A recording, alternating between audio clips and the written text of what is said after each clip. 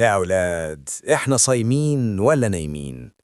تلاقي الواحد مننا الساعة تيجي 12 الظهر وتلاقي مؤشر الجدعنة نزل للأرض والمكاتب اتقفلت والبطن بدأت تعزف سيمفونيات جوع. إيه يا جماعة؟ ده التاريخ بيقول إن الأجداد عملوا المعجزات وهم صايمين، وإحنا دلوقتي القطايف بالبيستاشيو جابت يجالنا. أنا الحاج نينو. إيوه نينو، اللي شاف زمان وشاف دلوقتي. تعالوا كده ندردش شوية في حكاية رمضان ده اللي مجننا معاه. انتوا عارفين أصلا يعني إيه رمضان؟ زمان لما العرب سموا الشهور، الشهر ده جه في عز الحر، الرمض، يعني العطش اللي بجد. وقبل الإسلام كان اسمه ناتئ. تخيل كده تقول لجارك ناتئ كريم، والله كانت هتبقى تقيلة على اللسان. الحمد لله إنها رست على رمضان.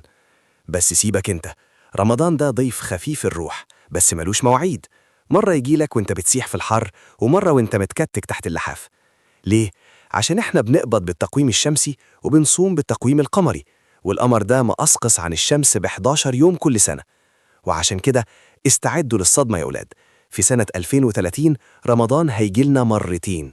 ايوه والله زي ما بقول لكم كده، مرة في يناير ومرة في ديسمبر. يعني هنصوم شهرين في سنة ميلادية واحدة.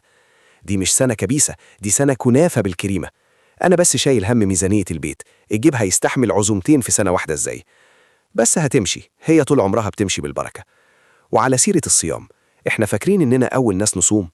أبداً يا حبيبي. ده الصيام ده سوفت وير قديم متسطب فينا من أيام إنسان الكهف، لما كان ما بيلاقيش غزالة يصطادها فيصوم غصب عنه. وحتى الفلاسفة زي فيثاغورس بتاع المثلثات ده كان بيجبر تلاميذه يصوموا عشان يبقوا أذكياء. بس إحنا بقى عملنا تاتش مصري عجيب.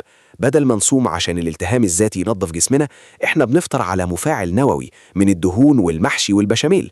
الدم بيسيب مخك وينزل معدتك يلحق الكارثة اللي انت دخلتها، فتقعد انت مأنتخ وتقول أنا مهبط من الصيام. لا يا حبيبي، انت في حالة طوارئ طبية من اللي أكلته.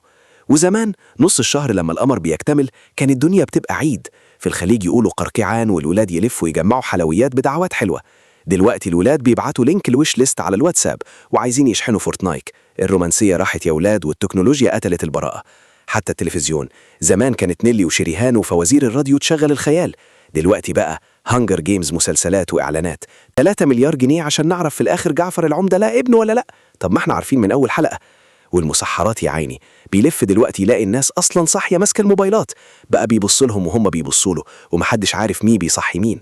يا أولاد، رمضان ده زي العدسة المكبرة.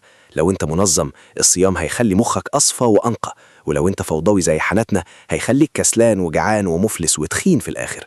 الصيام وسيلة نتحكم فيها في شهواتنا، مش نرحل الشهوات كلها لوقت الفطار. عموما رمضان جانا، وانت واختياراتك بقى. أنا عن نفسي هقوم أحاول أخلص اللي ورايا قبل ما الالتهام الذاتي ياكل اللي فاضل من نفوخي. انتوا بقى ايه أكتر حاجة بتخليكم تأنتخوا في رمضان؟ الأكل ولا المسلسلات؟ قولولي في الكومنتات ونحكي مع بعض.